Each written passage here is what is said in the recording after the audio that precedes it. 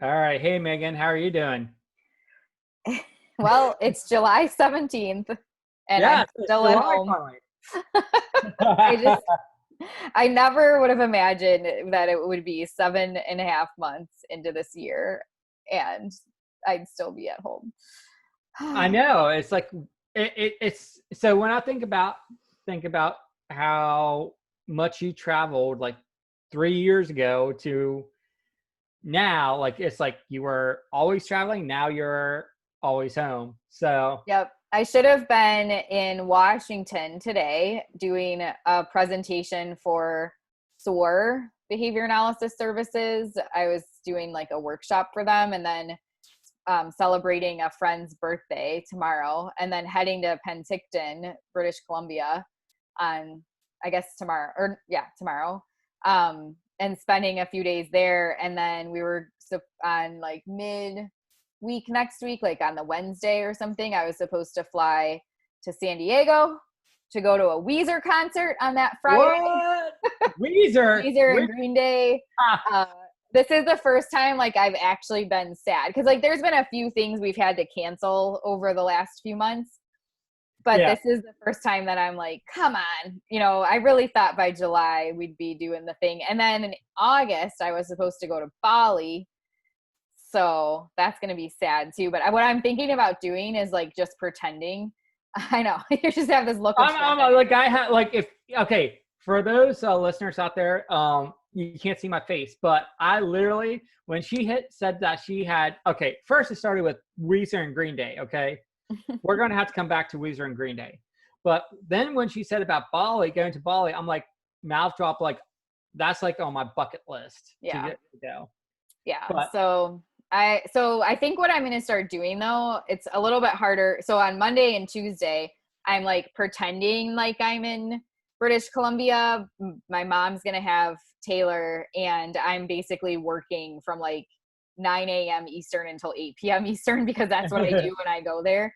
So, but it's all going to be online. So I'm like, well, while I'm pretending that I'm on my trip that I'm not really on, maybe all of the rest of the trips I was supposed to have for yeah, 2020, I'm just going to pretend. So like in August when I should have been in Bali, we're going to be in Cape Sandblas instead. And maybe I'll just pretend it's Bali. And then in September when I should have been at FABA, we'll just do a bunch of like online Zoom things or something. I don't know. There has to be a way. I need something here. that's right. That's the like this year would have been the first year I could have gone to Baba Mm-hmm. because I'm no longer a special education teacher in my school system. I decided to become a full-time BCBA, and I love the transition so far. It's been amazing. Um, but yeah, I always have ever since I started with navigation. I always wanted to go FABA because I hear great things about it. Yeah, well, hopefully you'll get to go next year. I mean, you can attend virtually. The I cool could. thing is they're doing a virtual conference, but they've cut down a bunch. Like they're not really, it's mostly invited presentations and whatnot. But Yeah. it's still, I think, 2 days of content, and the registration fee is only going to be $75. Oh, that's So awesome. yeah, Like, does that include CEUs? I can't remember. They had something in the email about CEUs. I can't remember if you have to pay extra or if that includes CEUs. Okay, I'll have to look at that. If any of our listeners know what the price is or the CEUs, let us know. Well, Well, I let mean, me I know. can Well, look yeah, it up. well, yeah. We could, yeah, that's true. It's, I But think, pretty sure it's on their website, but yeah. yeah, So that sounds so awesome though. Like $75 for a conference. I mean, I don't know for to learn like all those things, and that's great too with what goes along with our podcast today. it does include CEUs. You have to be a FABA member, and you have to register in advance, but Okay. you get CEUs with it. And they had a wonderful lineup of presenters. It's their 40th anniversary, so there's supposed to be a big celebration this year. Oh man. But yeah, so I'm not, again, they haven't put forward the like official conference lineup with the change to going virtual, but it'll still be a great event. But then the Yeah. other thing I'm really sad about is we finally had to pull the trigger this week on not having our couch to camp in September. Oh. it's just, we're, you know, we're Yeah. still in like high rates, and it just wasn't going to be feasible by the end of September to have it. Yeah. So now we're working on like plans for that too. So it's just been like, I think that's part of why this week's been so exhausting, because it's been the final like nail in the coffin of like, yeah, nothing's happening in 2020. Like, Yeah. it's just not. You know what? I'm gonna give 2020 a 1 star. I don't even know if it gets a star. I think it's like Yeah. 0 stars. Yeah, 0 stars. I saw Anyway, that. I what? saw that meme. I saw that meme with the 1 star. Like, no, it's not very good. You know, it Yeah. just was so funny. Yeah. But by the way, what's your favorite Weezer song, and what's your favorite Green Day song? So I'm more of a Weezer fan than Green Day. It was like going, because that's just like the tour they were doing this year. If it Yeah. had just been Weezer, I would have been there too. And the funny thing was that for the tour, they were planning like shows in Jacksonville and I think Orlando and Atlanta. So all of those are closer than San Diego. But Yeah. my friend wanted to go to San Diego because she was having a baby, and she just thought it'd be fun. Like, you know, her baby would be old enough by that point to like have a weekend away and stuff. Yeah. So anyway, my favorite Weezer song is El Scorcho from the Okay. Pinkerton album. And my favorite Green Day song, I don't really have one. I'd probably have to like see them. I haven't ever seen them live either. So I'd probably have to Okay. like see them live, see, you know, because bands are just different live, you know. So I don't really have one, I don't think.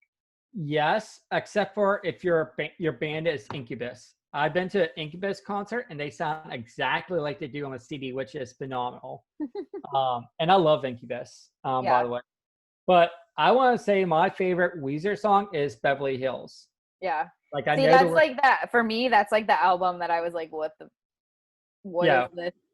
What is this? This is not Weezer. But anyway, it's whatever. But yeah. And then Green Day is When September Ends.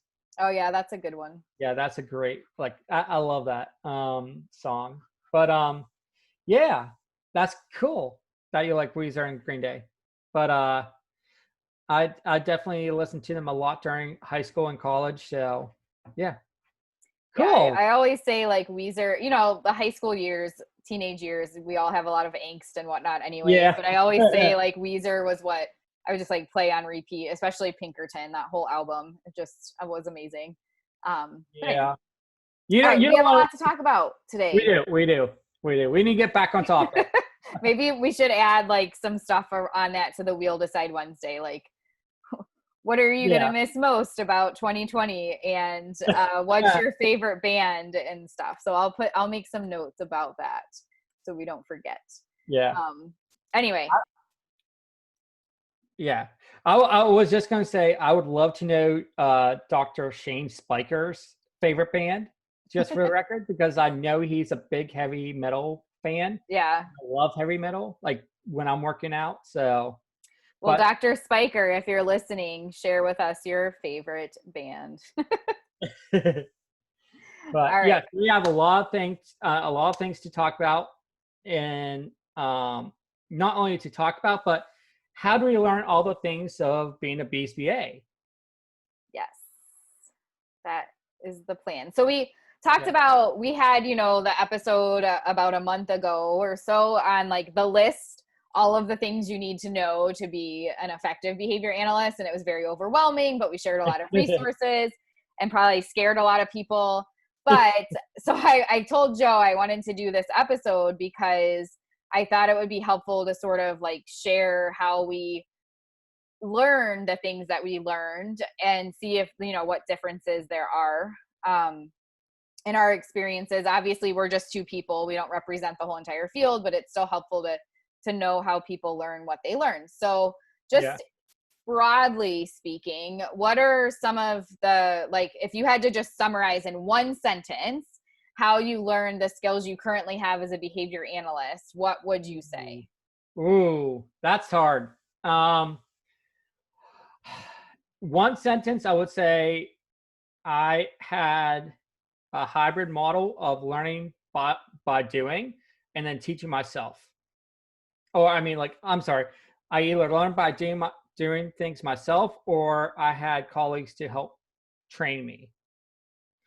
Um, but I know that's varied between the whole field. That's not speaking for all of BCBAs.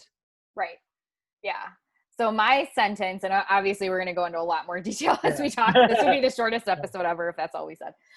Mine is I would guess that 90% of the skills that I have, I taught myself. And the other 10%, I stalked people who I could tell knew more than I did. And I learned from them. So, so it's kind of similar to what you said as well. Yeah. So for this episode, I just put together like several different questions to ask. So I'm basically like interviewing us, for like, I'll just do that. And then, and we'll just see what points we come up with. And of course we would love for our listeners to share. If you have any answers to these questions that you'd like to share with us, please feel free to drop those in the comments of where we post this or shoot us an email.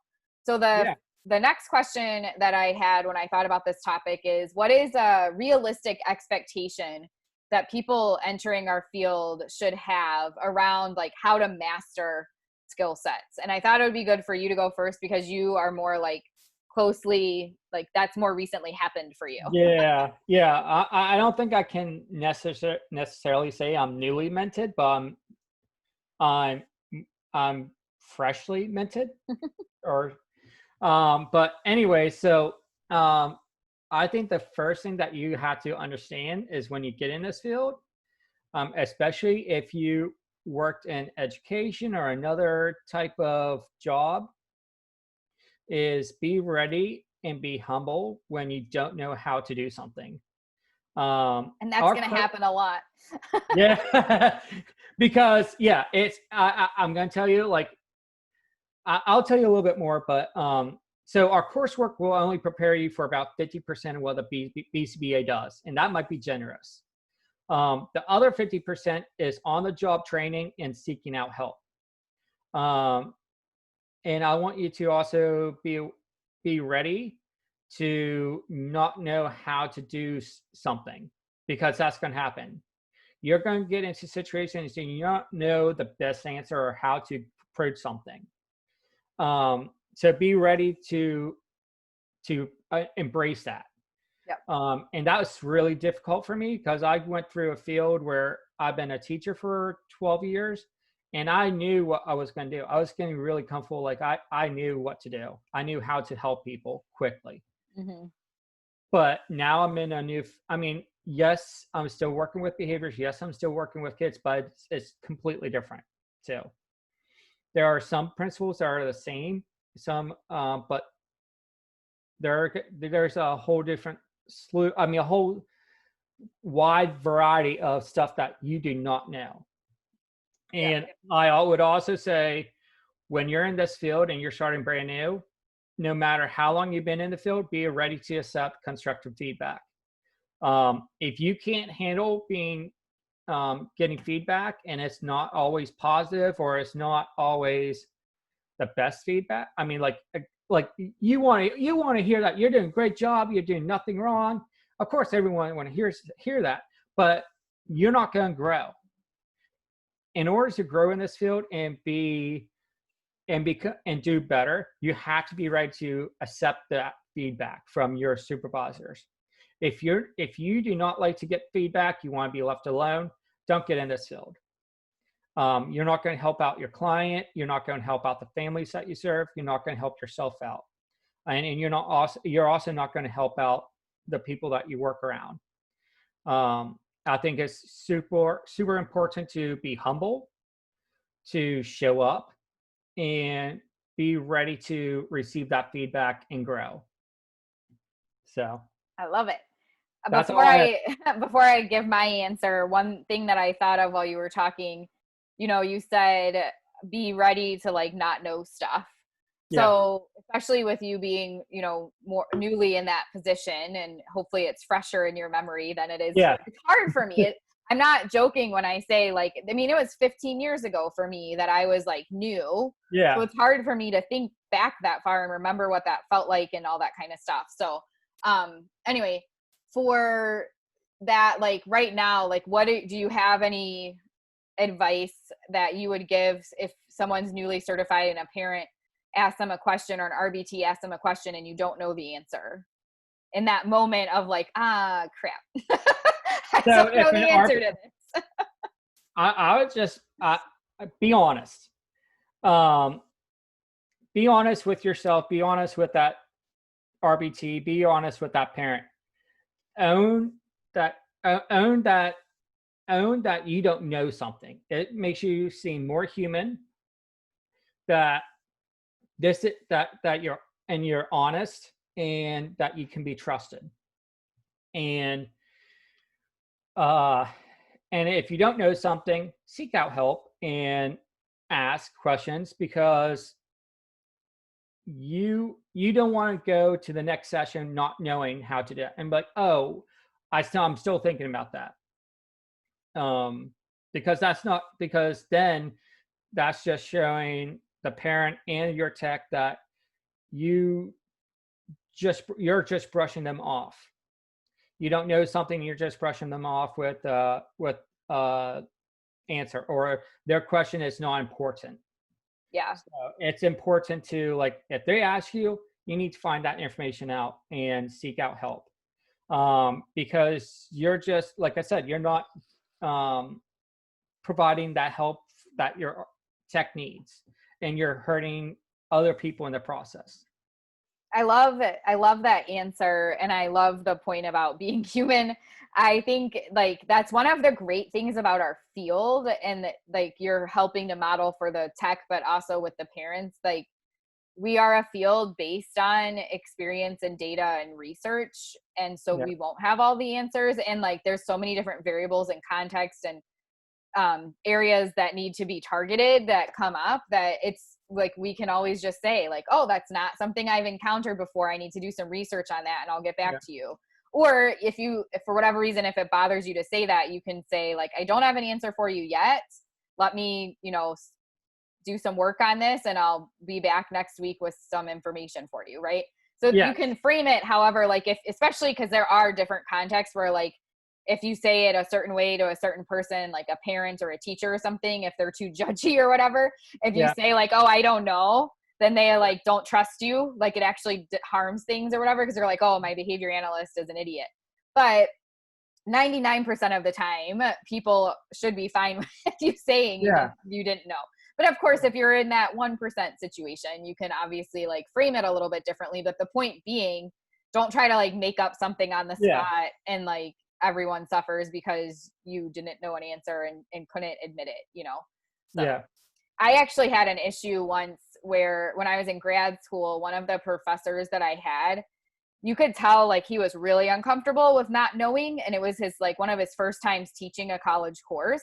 And we would ask questions, innocent, like not trying to be jerks or anything, just questions we had. And he would get so defensive and so mean and just like shut people down. And like people ended up stopping asking questions too. Like they would just like, because they were like, well, he's just going to yell at me. So one of his supervisors came in to observe, and of course class was like perfect that day. But anyway, so point being though, like also check yourself, make sure like it's going to feel uncomfortable and your heart might beat faster. You might have all sorts of internal dialogue about like not knowing and like being nervous about that. But don't take that out in your reaction and like answer to the question. And that's another reason why like having a short response of like, oh, let me check that out some more and I'll tell you next week is a lot better than trying to like give some sort of explanation and then it turns into you just being defensive and like argumentative or something. Yeah. Perfect. Yeah. I think being humble is the biggest lesson I've learned in this field so far, and that you owe it to yourself and to the people that you work with to be humble. So, but no, I mean that was perfect, Megan, too. I love the responses that you gave too. Thanks. Okay, so finally I'll answer the question. Realistic expectation for mastering skills. So mine are pretty similar to yours. So one is just like be ready to jump in and do it. So regardless of what it is, I know it like part of this will be a little bit different from what we were just talking about, but you're like every session you go to, especially when you're getting your first set of clients, you're going to be a bit nervous, and you'll wonder if you know what you're doing, but you won't be able to find out what you know and what you don't know until you just jump in there and try it. So that's a big one. Be ready to ask people questions. You mentioned that as well. So you can check your thought process and get feedback. One of the things I wanted to clarify about the asking questions, though, is it should be about that. Like, I was thinking such and such. Am I on the right track? As opposed to just, Johnny did X today. Help!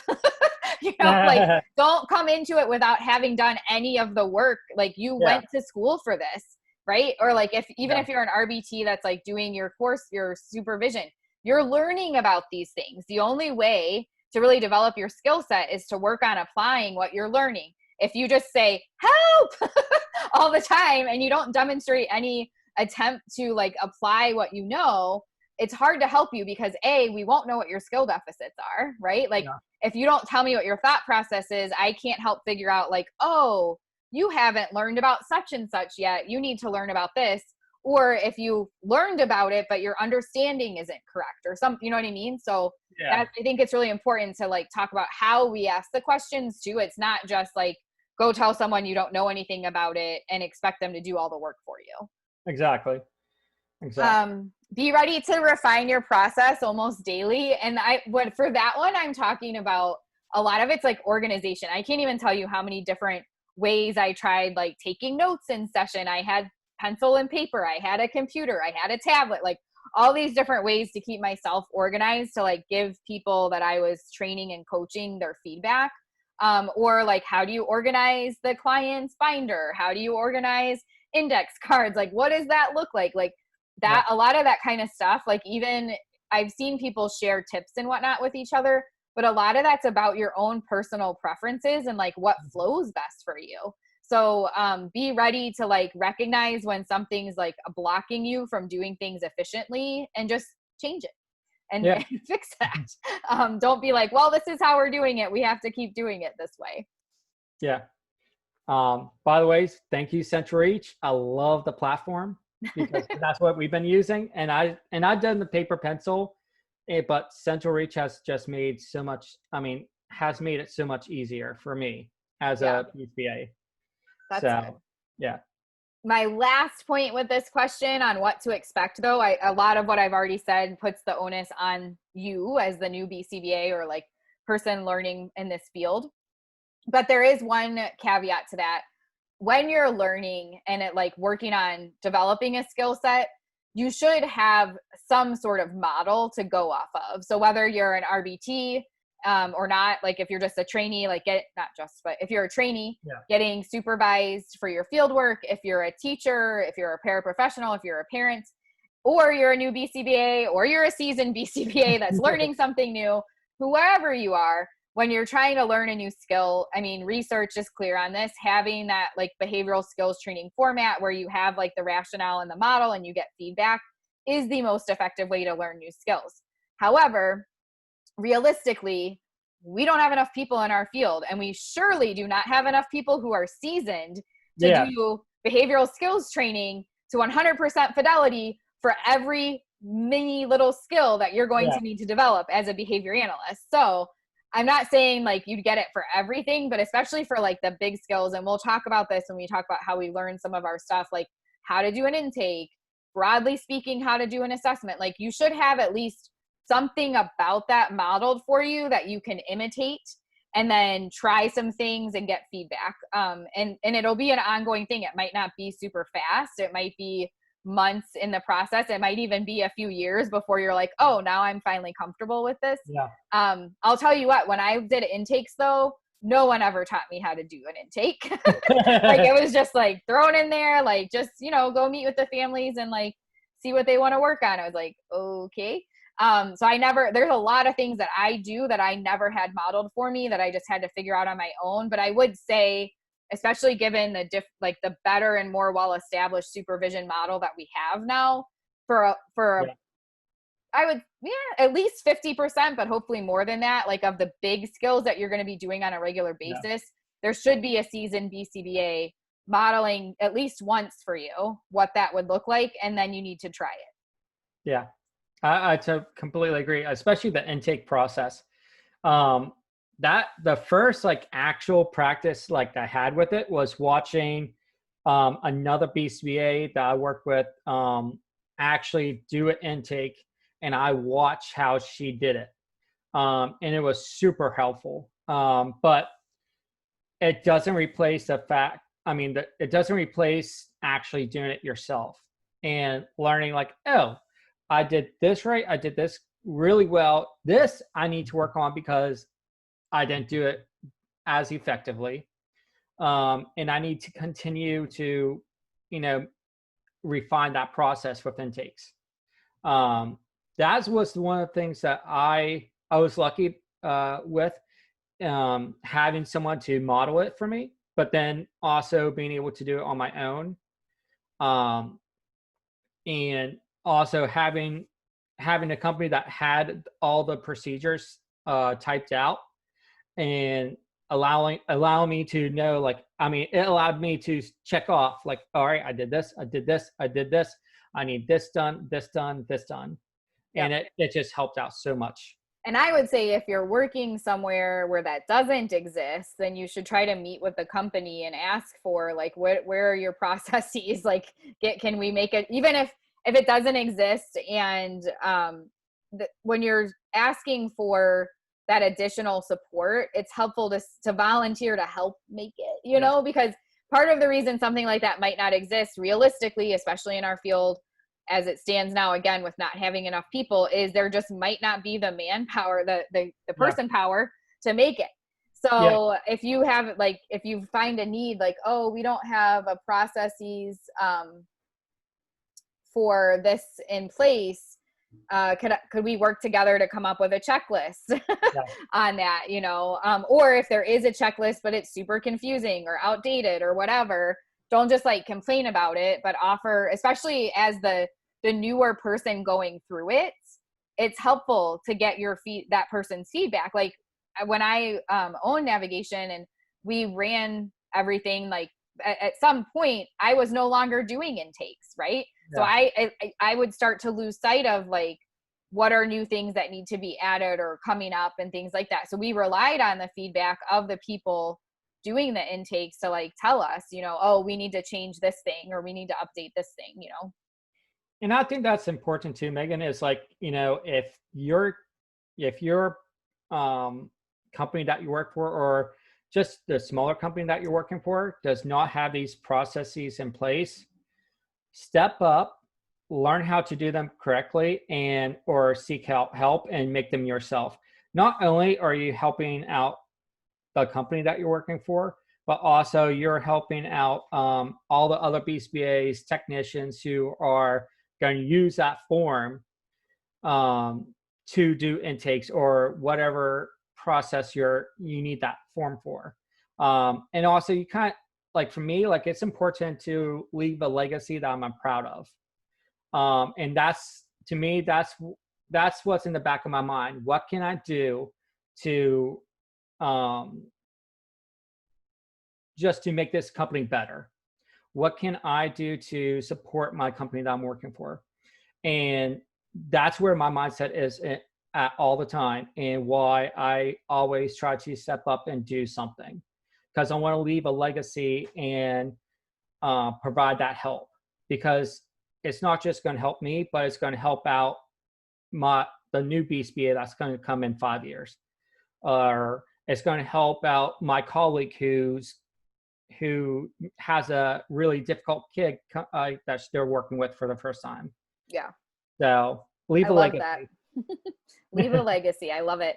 And while you were talking, like kind of a shameless plug, but for people that don't know, and actually, Joe, you may not know this either because we haven't talked about it yet. Yeah. But one of the things that we do with Life Tribe, it's newer, not newer in that like the person doesn't know what they're doing. She definitely knows what she's doing, but newly being offered. Jennifer Phelps, who is the co-founder and ran a very successful business called Engage, she is offering business consultation. And we also have like Life Tribe Business Services, where people, maybe they legit don't have the time and the resources to like make all that stuff.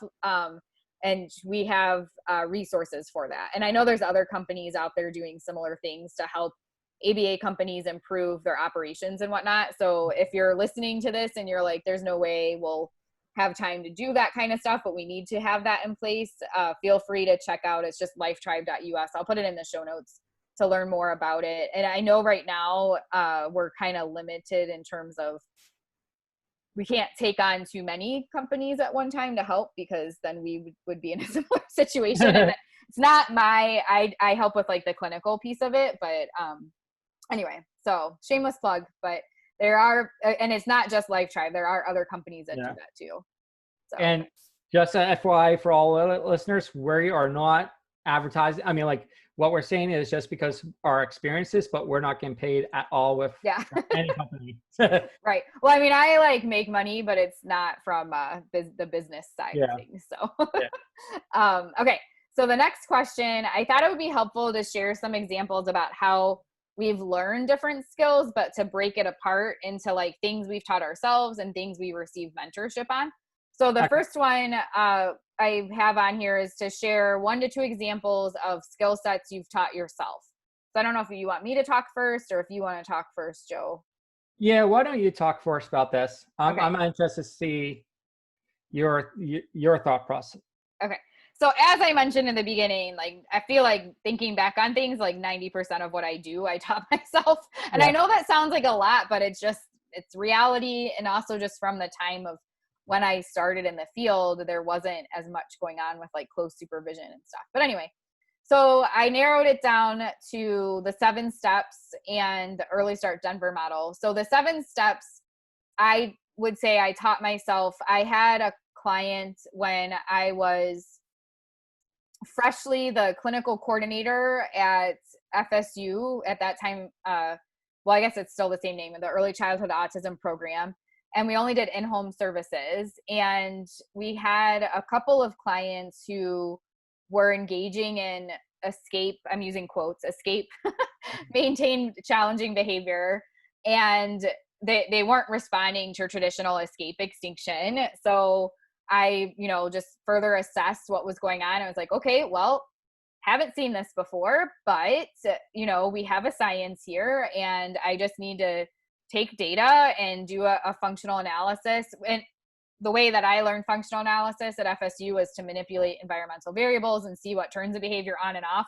Might sound familiar to some of you from like the PFA standpoint, but so we didn't do, a traditional FA. I just played around with putting certain antecedents and consequences in place and taking data to see, did their challenging behavior decrease or increase? And what we found was, the traditional things weren't going to work. And instead we needed to make sure we were having enough fun and be using enough demand fading, because for both clients, there was an aspect of presenting demands that was aversive. So we needed to make sure we weren't doing too high of a level of demands. And we also had to make sure we were having enough fun in the sessions with the like back and forth type thing. So part of why they were like, what was happening with the escape related behavior was it was fun to like run away from the instructor and have them come get them and like have like a physical interaction with them. So we had to make sure we had enough going on. These were like 4 and 5 year olds. So like chase type games and like just some of that physical interaction that everyone consented to, tickles and, maybe getting thrown on the bed or whatever, like fun stuff you could come up with. So having a thick enough schedule of those things happening as well. So I didn't fully come up with like the 7 steps as Robert Schramm talked about them, but it was basically the same idea. And that was in 2007. So that I would say pretty much like came up with, and I think there's a lot of BCBAs who have similar stories that came up with alternatives to like what they were trained on escape extinction. Now, part of like, obviously I would not have been able to teach myself that if I had not learned in my classes about, demand fading and motivation and reinforcement and functional analysis. So it's taking the things that I learned that in my coursework and applying it with a client in like a novel situation. So I don't want it to sound like I didn't even need to go to grad school. What I mean by teaching yourself is like you're encountering novel situations and, teaching yourself how to apply the science to those situations. So that's the first one. Any thoughts or questions about that? Yeah, that was really cool. Like, I'll tell you mine here soon, but no, I don't have any questions. That's really cool how you thought of a problem and you just applied the science. Yeah. So That's crazy how that works. yeah, no, And then the other one is the Early Start Denver model. So this one's a little bit more involved, obviously, because that's a whole entire yeah, treatment model based in behavior analysis and developmental research, but it's much broader than, you know, addressing a challenging behavior. So for that, I bought the book as soon as it came out. I saw the research study, I read the book, I sought out any additional materials they had. They, at that time, they had like PowerPoints and things that they would send you. So I did like, we got all the PowerPoints and the videos, and I had, with my little group at Navigation, I think there was like 6 of us at the time, and we just all met at my house. And I self-taught me and them at the same time, and just said, we're going to dive in and like figure this stuff out. And we didn't apply all of it right then in 2010, but we did pull into a lot of our sessions, like the work that they had done on imitation and vocalizations. And we kind of just changed a lot about how we were like following our child's lead and things like that.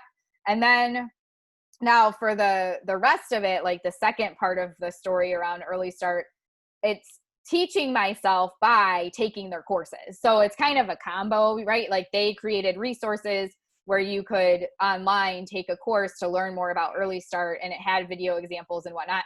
But I still had to put in that work, pay the money, sign up for the course, and not just blindly watch it, but think about, as I'm watching it, okay, how can I apply what they're showing me to the clients that I'm serving, or to the people that I train so they can apply it to their clients? So I still had to actively take away like joint activity routines, and what does that mean? How do we change our sessions based off of that? And those types of things. So, so even when, like, if you're, part of teaching yourself is if you're reading the books or watching a training or whatever, it's not passively sitting there and yeah, hoping the information just seeps into your head and all of a sudden you have the skills, right? It still takes active application and thought about how you're going to apply what you're learning. yeah. That, you know what? That reminds me of like the episode on Lock and Key, where have you ever seen Lock and Key? Mm-mm. Okay, it's a show on Netflix. Love it. But the kid wanted to learn more about English history, so he had this key that unlocks this door to his like brain. So he just tossed the book inside the door, and boom, he instantly knows everything about English history. And only if we could do that as BSBAs, we would have all this wealth of information. Right? But so, what was the most difficult thing for you during this process of teaching yourself? I mean, a lot of it, like, that's part of the thing. Like, I don't necessarily find any of it difficult. It's the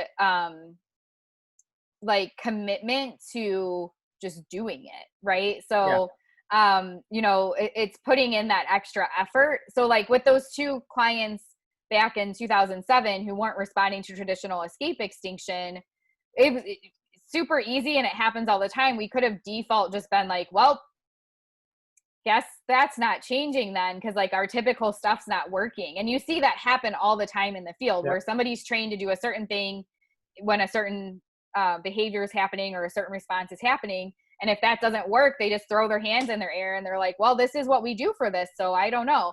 And that's like the exact opposite of what we do as a Yeah. science. That's like, we'd know nothing about behavior analysis if some of our the wonderful people whose shoulders we stand on like did that, right? Like if Skinner Yeah. was just like, well, the rat didn't press the lever, I guess Yeah. that's it, you know. So we have to engineer, we have to figure out like what's going on, why isn't it changing?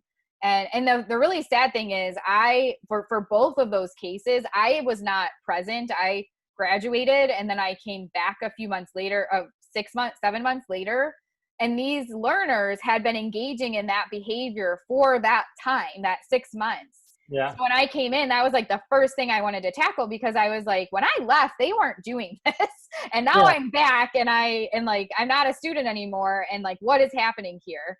So part of it was like whatever motivation changed and shifted for those two learners, but it also nobody apparently had the skill set or was going to take the time to figure out what to do differently. They were just blindly applying that traditional escape extinction. So I guess like to me, it wasn't a hard decision, but I think for a lot of people it is hard. And that's the whole reason the Do Yeah. Better movement exists, to go against and be like, novelly apply the science we know to figure out what's going on when what you're traditionally trained in doesn't work. Yeah.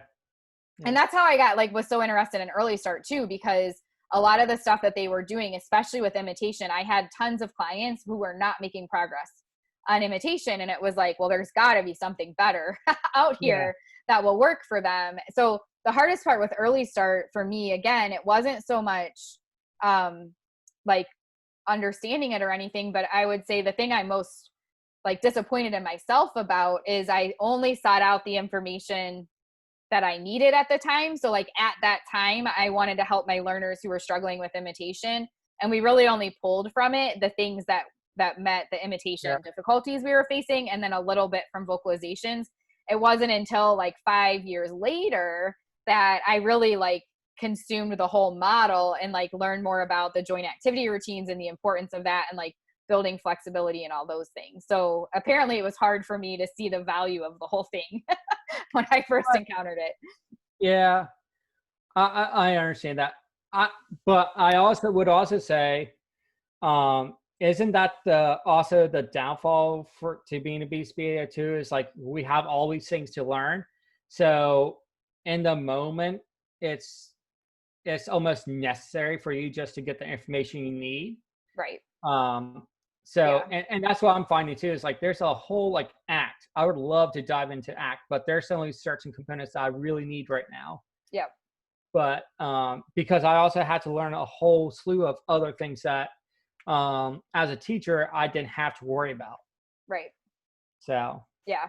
And one thing that I did think of as we were talking about that with early start, and it happens with most of the assessment based materials I've encountered, one of the hard parts is figuring out where to fit things in. So it's like we were already using the VB map and everybody was pretty fluent with that. Like, how do we fit in the assessment component of early start? And like, we just didn't do it. It was like, use this to help with your programming, refer to the list of skills that need to be assessed, and like pull stuff if you need to, but stick with what you're fluent for your overall assessment process. Right. So, so that like there are things like that sometimes too. It's kind of similar to what you were just talking about, where it's like you focus on what's most important at the time and then, grow from there. Yeah. And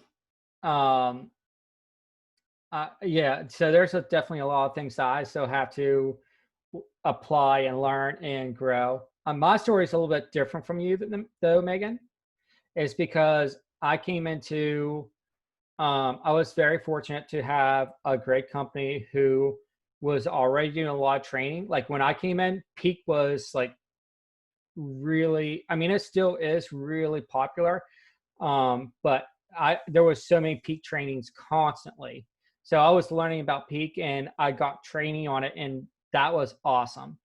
So I wasn't blindly like just left into the darkness or like here's Peak, here you go and complete assessments. But I have a great team behind me to help me, that train me on Peak.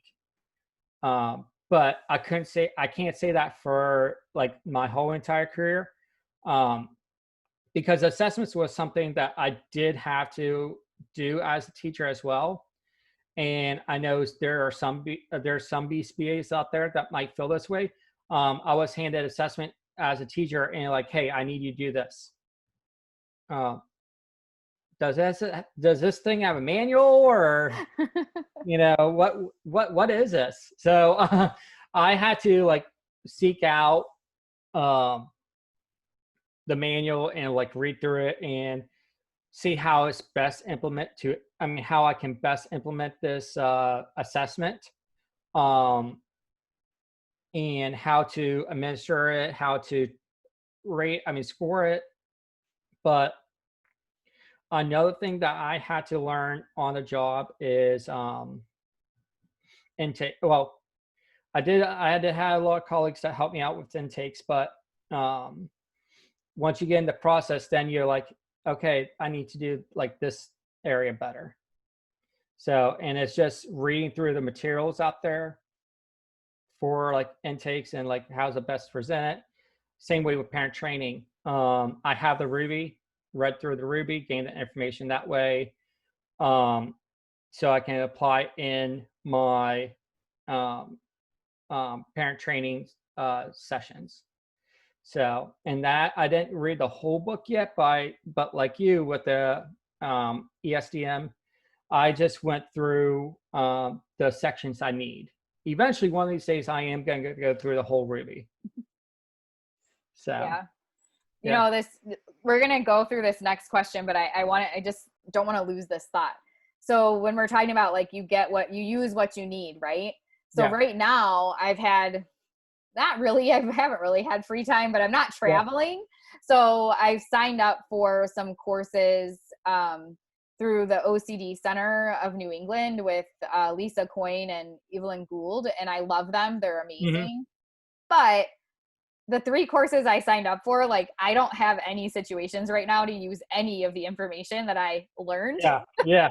And guess what? It's gone. It's not gone, but it's like, I'm not like, oh, this, I know so much about this thing now. Yeah, Right. So it definitely speaks to the value of like in the moment, like when that MO is super high, like then being like, oh, I need to like learn more about this thing right now. And I think sometimes there's a tendency for people, especially with our list podcast episode, mm-hmm. to see all of those things and be like, oh man, I know like 0 of those things. I need to Yeah, go read about and learn them all. And then they overwhelm themselves, when in reality, and we talked about this on the list episode too, yeah, it's actually more beneficial to like, when the moment happens where you're like, oh, this client, I need this thing, dive in and learn about that. Because when you apply it right away, it's going to stick much better than if you're yeah, just like preventatively trying to learn all this stuff, but you don't have a time to practice it. yeah. And that's where like I one of my colleagues as a teacher too, she was like, the best thing I have learned is after training, after going through the process of professional development for a certain new way of teaching or some type of professional development, I apply it to my classroom within 24 to 48 hours. Yeah.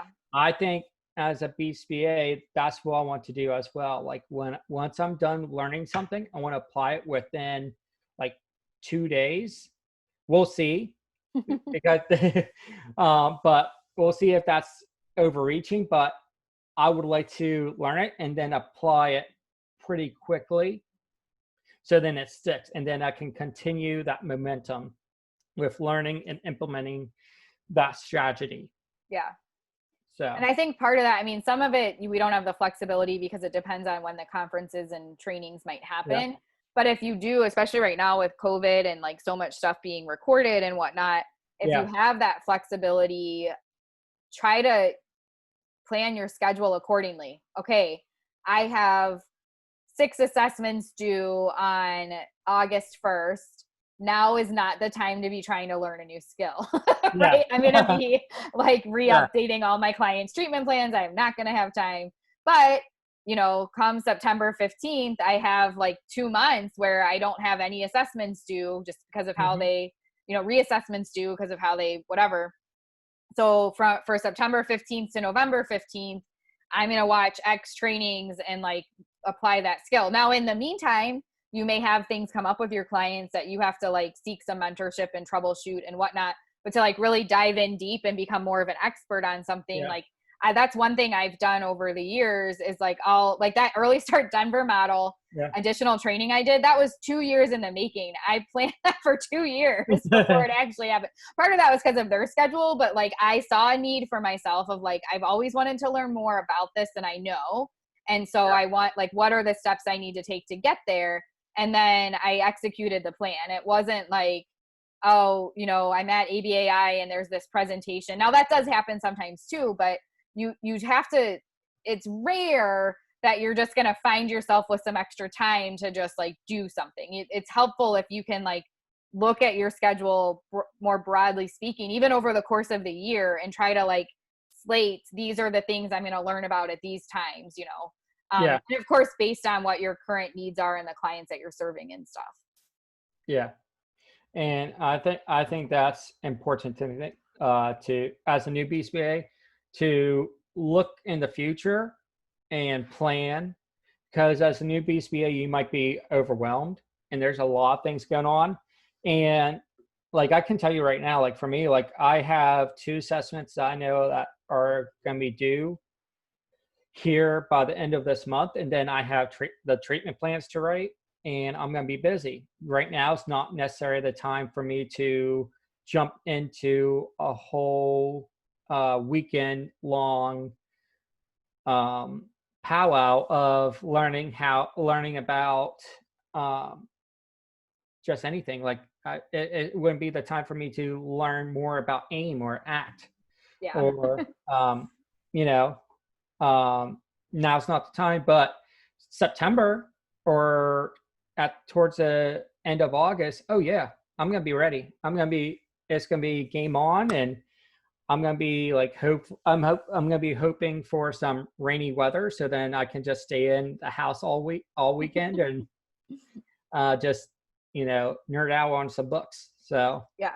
And that's also helpful because like if you get it in your schedule and you plan it out as like any other appointments or whatever, when things come up, like if a client's asking you to add something and you can be like, well, no, oh, I'm full. Right? yeah, Like because if you just keep waiting for a time to happen where like your schedule's not that busy, like that's not going to ever happen. It's just not. yeah, So if you can antecedently look out into the future and figure out like your professional development times, that can be really helpful. That's like such like we didn't even have that as a question, but I just yeah, where the conversation's going. yeah. See, I like that. I like this, Megan. Like sometimes, like we'll just randomly ask a question. So Yes. All right. So then the next one is to share 1 to 2 examples of skill sets where you did receive close mentorship or more in-depth training, and like how that went for you. So do you want to go first on this one, or do you want me to again? yeah, no, I can tell you, like I said, like before the peak training, we had so many trainings on how to use peak, the direct training modules, the generalization modules, that um, that was really helpful to learn all those things. And then I had some great colleagues of mine to really watch them, how they use peaked, how they completed assessments, how they filled out the triangle, how they how they ran assessments with their techs. And it was super helpful, and I'm forever grateful for those colleagues of mine.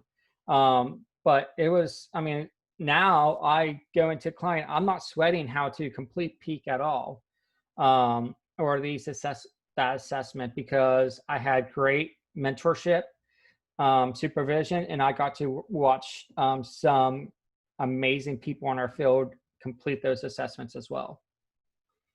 So Yay. yeah, my answer is a little bit shorter. I know you have a whole, I always have a ton to say. I'll try to keep it somewhat short. So the first one is just precision teaching. So and that's an ongoing one. And part of that is because of the reason I talked about earlier. I don't always have the opportunity to apply what I've learned from precision teachers immediately. Whether it's unfortunately like a logistics thing, or if it's just like I don't have clients where I'm doing that, or if part of like a combo effect where it's like I don't have the bandwidth to like do that thing right now, so I have to call in one of my precision teaching friends to do that work for me. So that's part of it. But with precision teaching, it's there's people that like go to grad school and are immersed in working at centers or in-home services or whatever, where that's like all they're doing all the time. So it becomes easy to become really fluent with it. I did have the benefit of going to Morningside Summer Institute in 2000. 2014, I think. No, 2013. And then, no, 2014. Sorry. And so there it's like the time we went, it was 2 weeks, but usually it's 3 weeks. And in the morning they do a lecture based thing and they like teach you about a concept. And then in the afternoon you apply it in the classroom. So you did get that like immediate application opportunity. And that was really helpful. And I learned a ton while I was there, but then it's like, I came back and I was finishing up my last year in the doc program. So I applied what I learned to some extent in my dissertation, but not all of the things, right? And I had like all these lists of things like we need to start doing this and navigation, but it just wasn't feasible to do that.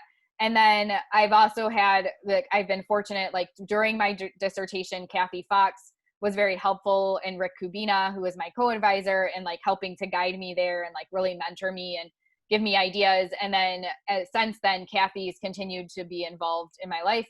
And Corinne Gist and Amy Evans, who are both BCBAs, but also precision teachers, have done a lot to either do presentations for me, like with Couch to Camp, or teach me or answer my questions when I have them.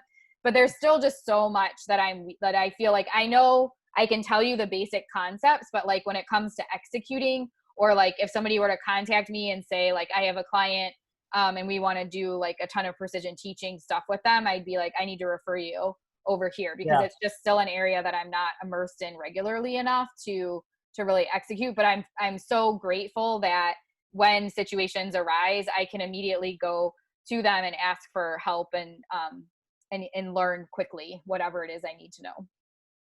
Nice. That one is an example of like the mentor, like really needing my hand held all the time, like really needing things like re-explained. And no matter how much I tried, like I read Rick Kubina's book, I went to conferences, I did all the things, but it's just one of those where it's like reading about it and then trying to picture how to actually do it just like did not click for me. So I have needed a ton, and I reach out. I'm not just like, do this for me. I'm like, I've read X, Y, and Z, but I'm having trouble figuring out A, so, and then we'll have a discussion about it. So that's one where like I even tried to teach myself, but I was not successful. The ADOS, doing the ADOS assessments, which is part of my job at FSU, is one where it's part of the process, right? Like to become reliable on conducting an ADOS assessment, you have to attend a training, and it's like 4 days long, and you go through each of the different modules and you practice with learners and they model stuff for you, and you watch videos and you practice coding and all this stuff. And then because we were doing research reliability, I did several where I just watched the current researchers conducting ADOS assessments, and then I would practice taking notes and then like do the codes, and then we'd share our codes and talk about why I was wrong and like what I missed and all that kind of stuff. So that was really helpful, but it really wasn't until I got in and started doing my own ADOS assessments. And the way that we do that is like I would do them, but the researcher was in the room as well, watching and taking notes too, so that like for a reliability perspective, like there's still like a training component involved. But the most helpful part of my training was getting in there and actually just running the ADOS, right? And like that's when I was able to figure out how I wanted to take notes and what I needed to like key in on, and how I was gonna like figure out the codes. If I had just relied on someone trying to handhold me through all of that, like it would never happen. It's like, it's not, and it's impossible with the ADOS too, because once whoever starts doing the ADOS, you don't flip in another person. It's just that one person that's running it, that's allowed, that's like part of the fidelity of running that assessment. So it's not like I could do an activity with a kid and then be like, oh, sorry, researcher, I don't know what to do next. Will you help me? Right? Like they may like have to tell me something like, you forgot such and such, but like, I can't just look to them and be like, come do this for me. Right. So, so that one is like one where it's forced upon you, like what we were talking about earlier, where it's like, you have someone model for you and you read up and you learn about it, but you got to just jump in and like figure it out at some level.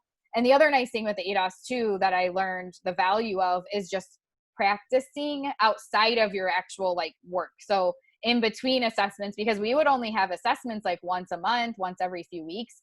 if I didn't watch videos or like find other kids that were like typically developing, or just friends that I had that maybe had even children already diagnosed with autism, if I Yeah. didn't have a way to like practice that in between, I obviously would lose what I had learned so far. So I think that doesn't come up enough either. Like whether you're getting mentorship or teaching yourself, and you have some opportunity to apply it, so you need it fresh, but it's not frequent enough, then you need to be making sure you're like making time to review and practice, whether you're practicing with a stuffed animal, with your spouse, however it has to happen, but just to keep those skill sets fresh too. So those are my two with mentorship. Nice. Have you ever done the ADOS with Blake? No. No. I don't know how that would go. I have Yeah. done it with a few adults as part of my training that I Yeah. had to do, but they were adults that were diagnosed with autism. So Yeah. But yeah, when you said that you did it with friends or family, all I can think about is like, I love my wife. My wife loves what I do, but she has to constantly like put the stop on behavior talk when we're at home. Like, we're home. yeah. You don't need to apply the principles on me, okay? Yeah. That So did make me flash back though to like when I was first starting to do VB map assessments, and like and also working in early intervention, which was like a whole different model. The way that things were set up under yeah, Part C, you're supposed to do more like parent training and coaching and stuff.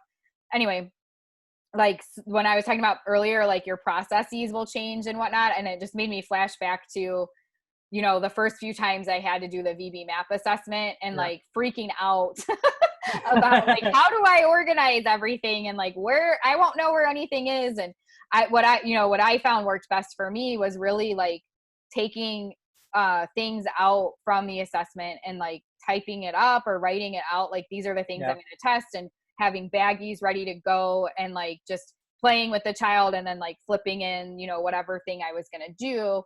But it was so much like on my own outside at my house, looking through and prepping and like talking myself through, like picturing, what could happen. And of course it never really goes the way you picture, but at least you've thought about it. yeah, So. yeah. That VB map is a beast. Just a lot of different things that you have to have prepped and ready to go. So if you're a new BCA, I highly suggest taking like a week or two before you have to do that assessment to really prep and make sure you have everything ready, because it makes life so much easier. In contrast, one of my first jobs that I had was in North Carolina, and they didn't use any of the typical assessments that you hear about, like the VB map or the ABLES. They used a developmental assessment, and that was so much easier. Like, it was harder for the first time or two because I had never been trained on it, but it was similar to like the ADOS and the Mullins that I do, where it was like, here's your kits. These are the developmental things that this child should know for this age. You test until you get 5 zeros. You have to get your basal of like 5 corrects or 3 or whatever it was. And you have to get your ceiling. And like, then you move on to the next area. And it was just like, boom, boom, boom. And then we would use that to inform our like programming. So that's a vote in the direction of, and it was helpful for the parents too, because we were able to tell them like explicitly where their child was performing on this like developmental assessment. And a lot of the times the parents want to know those types of things, but I don't even remember what age range it was for. That part of like the Mullen and the I think it was like LEAP or LAP or something that we used. And it's only for like the younger age. Like, we were mostly working with like 3 to 5 year olds. So when you get into like the older learners, obviously that gets a bit more complex, but that's the case for any of the things we have. Really. So, but it sure beats like being able to just go into a house and like have my materials set for that was like way easier than trying to like go through the entire VB map and figure out like, what am I going to do here? Yeah, I totally agree. I have never done that ABLES. Is that assessment that you were talking about, like the ABLES? I mean, the ABLES and the VB map are pretty similar. The ABLES has more stuff. Oh, it's called the LAP lap 3, the learning accomplishment profile is what I used to use. Okay. And I'll like put a link in the show notes just in case people want to see it, but it's like, it's like a suitcase and it comes with like all the things you need and it's great. And the Mullen is the same way. Yeah. But it's only for, like, this one says 3 to 5 years. So like if you have, it says not for children under 3 years. So again, you get that like the limit on, you know, what age ranges you can use it with, but it was just like so much easier. Yeah. But yeah, that's, yeah, the school district I used to work for, we had these massive rolling suitcases full of stuff in them. And it's for it was the Abel's kit. Yeah. And I can just remember, I mean, I can, like, I remember clear as night, clear as day, that there was one day I found a kit randomly stuffed in a drawer in my classroom when I was like, starting to clean out a classroom from the previous year, because it's a brand new year. And of course, the teacher was gone. And I found this kit and I was like, wheeled it down to my principal's office. She's like, where did you get that? And I was like, just my drawer in my classroom. And she's like, thank heavens you found it, because that's like $2,000 right there. Yeah. And that's the thing, like that, the lap thing I just found is like $500. The Mullen one is not that expensive either. Like, because the Ables and the VB map are programming. Like you use it to that's like hundreds of skills that you're hoping to teach a learner. It's not an assessment. In the grand scheme of things, it's not, right? Like it's a way to track skills that you might want to work on. It's not a curriculum, even though people might say it is. This is a whole different podcast topic. I'll stop. All right. So we're going to go ahead and move on, but that's going to go into our topics in the I'll future. Make a note. Because I'm curious now, because I would love to learn more. Just because even like when I was in my school district, I never used a BB map. It wasn't until I became a BCBA that I started using it. But I use a wide variety of assessments right now.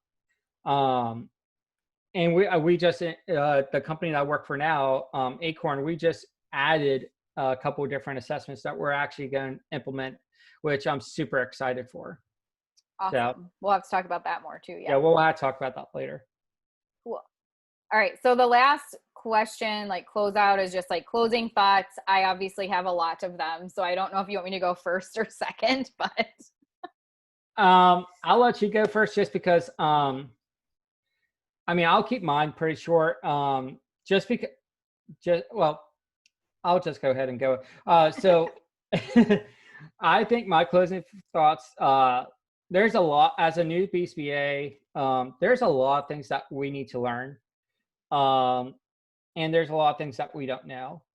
And you need to constantly tell yourself that it's okay. I don't care that if you're in this field, if you're in this field for 5, 10, 15 years, there are still things that you're not going to know.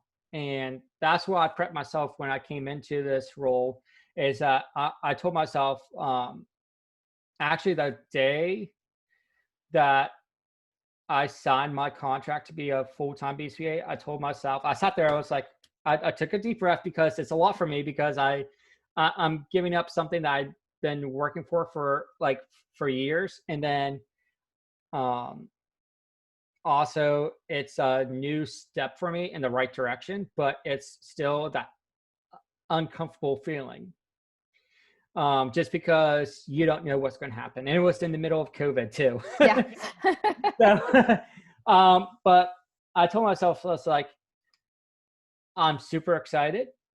This is the first day of many that you're going to feel uncomfortable, and you should continue to feel uncomfortable, because there's so much that you need to know, and you're not going to know it within the first 5 years. You're not going to know in the first 10. You're going to need to be humble with yourself and be honest with yourself if you know something or you don't. And you need to always think in the back of your head, how can I do better to provide the help that our learners need? What can I do to be the best BSBA and provide the supervision that my RBTs deserve? What can I do to make myself better as an individual as well? So, so for me, in closing, is just be humble, constantly seek out for supervision. If you don't know something, be honest and just show up. Show up whenever you're having a bad day, but make sure you check yourself, like, mentally keep yourself in check, but show up when you're tired, show up when you're not feeling it, show up and do your best. And if you're not in the right mindset, then take that time to get yourself in the right mindset, because these kids that we work with needs us, and the parents that we work with needs us. So that's all I have to say. I love it. Much shorter and sweeter than mine, but okay. Here goes. All right. So if you're used to excelling, especially in class or previous activities in life, first starting out in this field can be even more daunting. There's some people that talk about like coming into this field and like they never were really good at anything, but then they found behavior analysis and they were like, yes, this is it.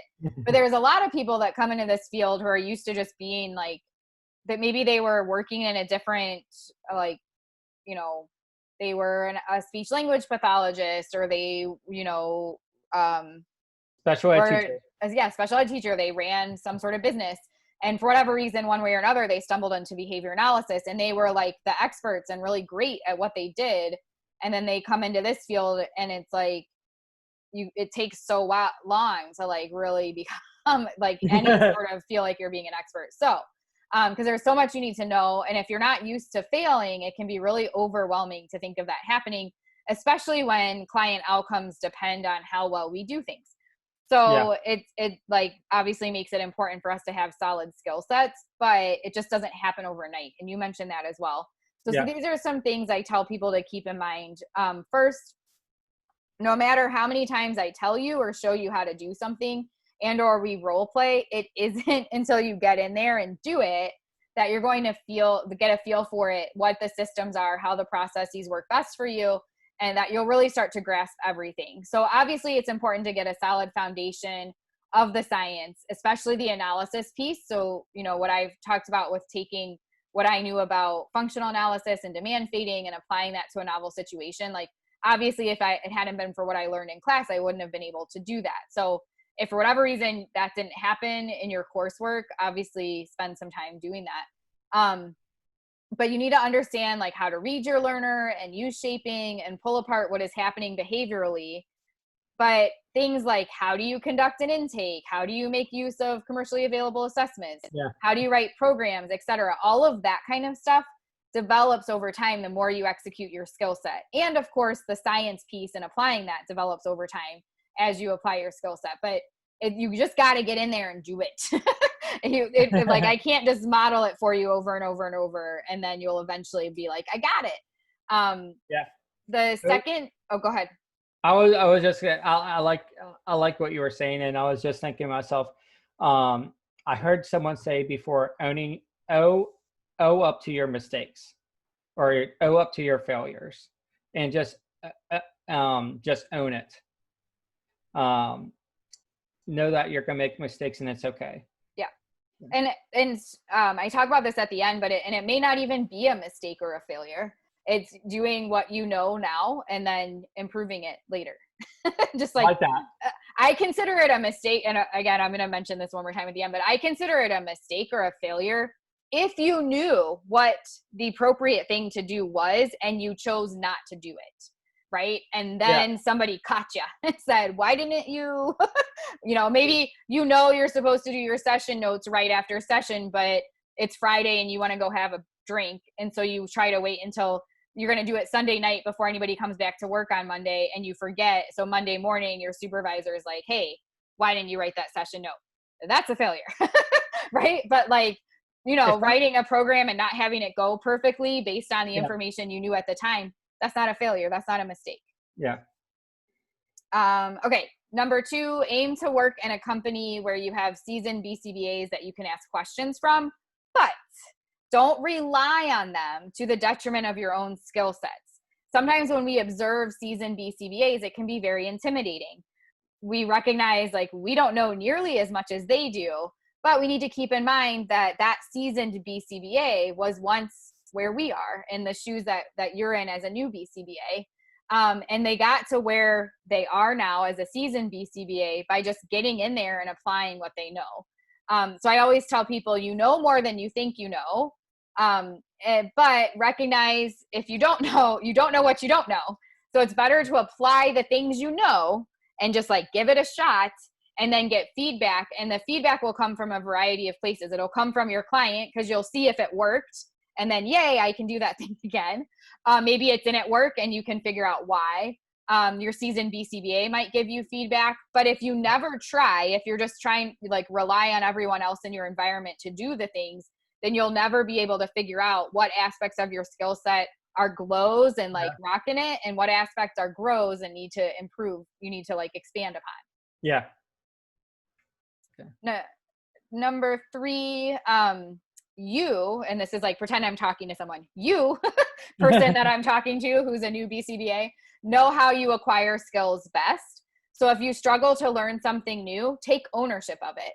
Set up a plan for yourself and seek out people to help you with it. This might mean just a self-management plan for yourself of reading and watching certain trainings and then trying to apply what you learned. It may mean setting goals of skill acquisition for yourself and enlisting a seasoned BCBA to help you get there. I get a lot of emails from people who seem to just want me to do the work for them. And they'll just send me an email and be like, oh, I hear you talk about alternatives to escape extinction. Send me all the articles on that. And it's like, there's this little thing called Google Scholar. And if you type it in, you will come up with some stuff. Now, I'm much more appreciative of the emails I receive where it's like, hey, I've been doing research on alternatives to escape extinction, and I found this article here, but I'm really struggling to find anything else. Do you have any advice? Right? But don't just like expect like, oh, I see this person knows more than I do, so I'm just going to try to have them like teach me by like putting their brain inside of my brain. Like that's not, that's not how it works. And again, you miss out on like a crucial learning experience. I used to get so frustrated, and I know like, I don't know if this is ever going to change now, but when Facebook first started and people would come to Facebook and say, hey, I need to learn more about feeding or whatever. And like all these people would just drop articles for them. And I'm like, whoa, why are we doing that? And then like, there's like these arguments back and forth of like, well, why reinvent the wheel and like a time, response effort, blah, blah, blah. But it's like, that's a really important skill set. It's not always going to be the case that you can like drop a question on Facebook and have a bunch of people put articles in for you. It's an important skill set to be able to use, even like using Google Scholar. I'm sure my predecessors would be like, why don't you just go to the library? But at least that in Google Scholar, I have to like sift through and figure out which articles apply. I might find something I wouldn't have otherwise found, all that kind of stuff. So the same goes for any skill that you could be executing as a behavior analyst until, again, I know I've said this like a million times already, but until you actually try to do it, you won't get that feedback from the environment of like, where do you have it mastered or what do you need to improve upon? Yeah. So, my last point with that is kind of the same, but like we have lots going on. We all have lots going on, whether it's a seasoned BCBA or a newer BCBA. But for the person trying to develop their skill sets, that new BCBA, you will never properly develop if you don't work out the plans for yourself and truly seek out guidance and support when you are trying and lost, or you're setting goals and need accountability. It is not my job as the seasoned BCBA to make you as good as me. Like I'm here to help you. I am here to like connect you with resources, but it's not my job to do the work for you. Nobody did that for me. And I wouldn't be the BCBA that I am if someone tried to. And we already talked about examples of that. So. Yeah. No. Yeah. And that's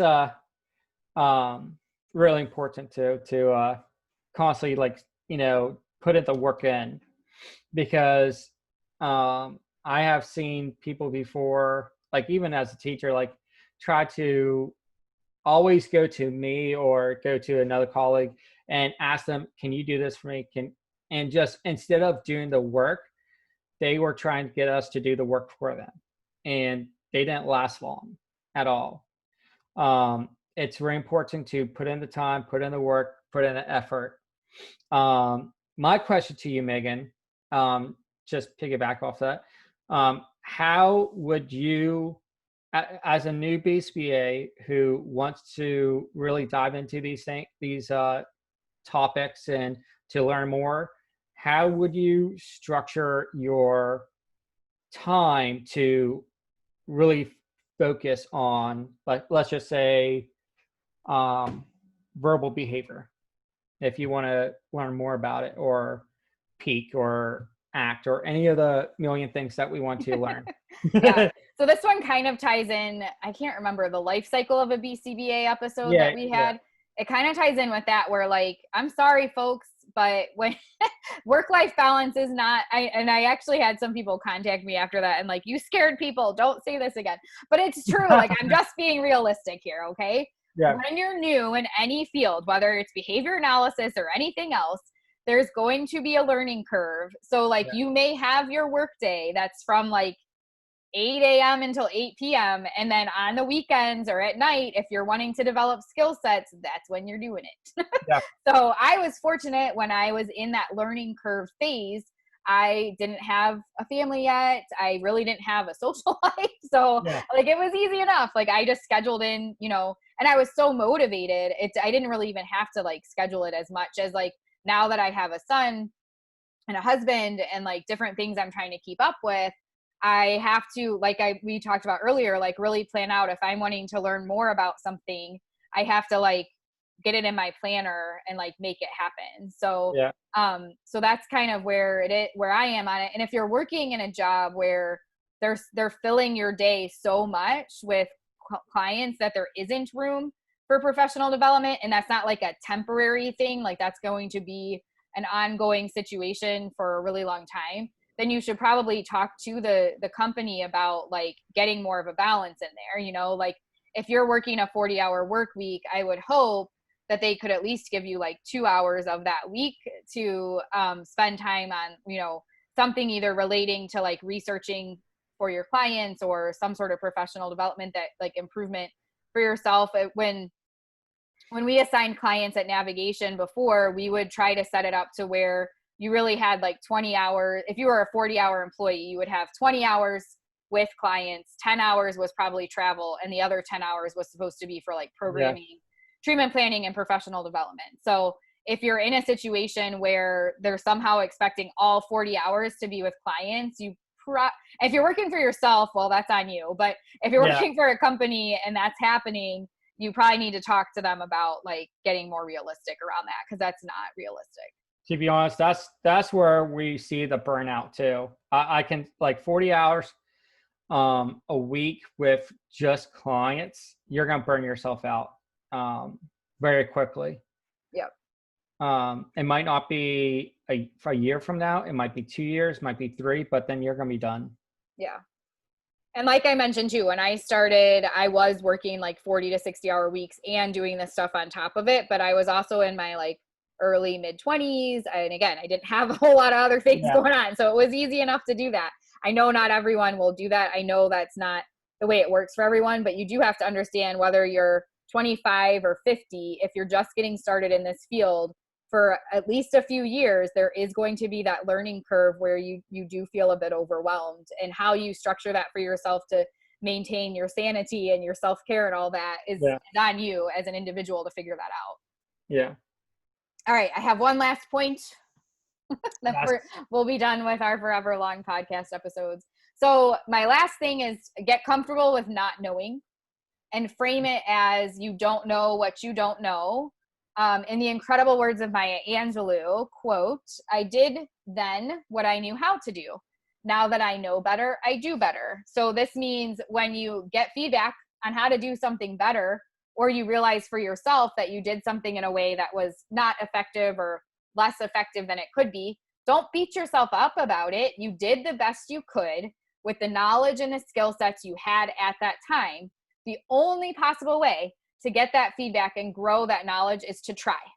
And then once you know a better way to do something, do it better the next time. If for some reason you learned how to do something more effectively and you still chose to do it the way you were previously doing it, that is when an issue comes in. That's when you're like wrong and making mistakes. Yeah.